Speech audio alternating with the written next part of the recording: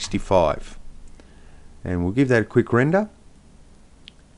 And we don't have any lights in the scene, so it's only relying on max default lighting, but you see that we're starting to get the effect that we're looking for with that cornea. And we've got a lot more to do with the materials, but that's a good start for our model.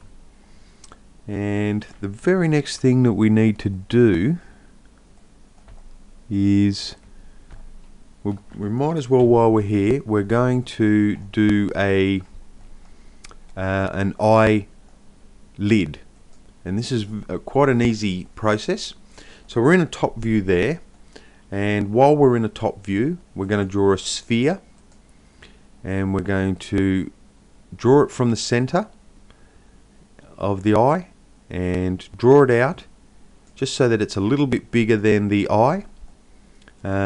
It has to be big enough to cover the cornea, because you've got to remember that the cornea sticks out a little bit further than the sphere for the eyeball. So we'll use our align tool and we'll align it to our eyeball, and we'll go OK to that. And now we can come into our modifier stack and just reduce the radius slightly. That's probably going to do it. We're very close to that cornea there. So it's going to be fine. We're going to go to a front view now, hit Z, and what we're going to do is reduce the hemisphere. We're going to knock it back to 0.5, and there's our eyelid.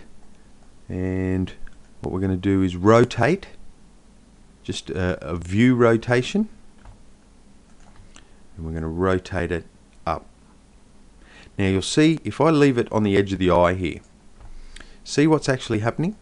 Because that if I isolate that sphere that we've just created, it has a base to it. By using the hemisphere at 0.5, it automatically creates a flat surface underneath it. And if I move that hemisphere, you'll see that that's what actually happens there.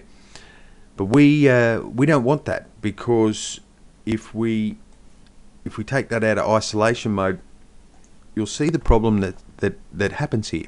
If I give that a render, that's a very evident problem, and we don't want that.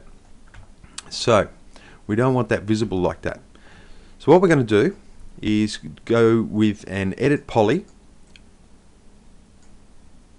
and this is on the eyelid, and then we're going to select the polygon that's on the bottom.